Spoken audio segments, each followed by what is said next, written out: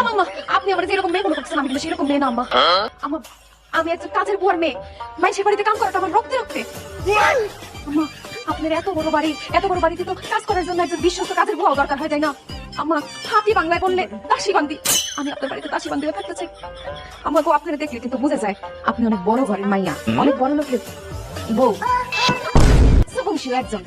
আপনার যে চেহারা, ও মাই গড, একদম নায়িকার মতো চেহারা। আর আপনার পা ছেড়ে স্নান করলাম না, পাউডার ধরে তো আমি বুঝছি এই পাও খালি মাটিতে হাঁটার পাও না, এইটা হইতেছে কার্পেটে হাঁটার পাও।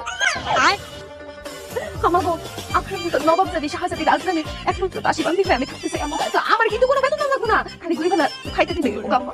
আমি কি আপনার পার্মানেন্ট আবাসিক বুয়া হয়ে থাকতে পারি? কাজ কাম সব ঠিকঠাক মতো করতে পারবি তো? আর আপনাকে অবশ্যই করবে, আমি শুরু করে দিতেছে ভিতরে আয়। তোর এখানে জায়গা হবে না, তুই বাইরে থাকবি। আমার এই বাসার একটা কোনায় আমাকে খাই দেন, এই পার্মানেন্ট আবাসিক বুয়ার পার্মানেন্ট হেল্পার হিসেবে আমি থাকি, সব কাজ করে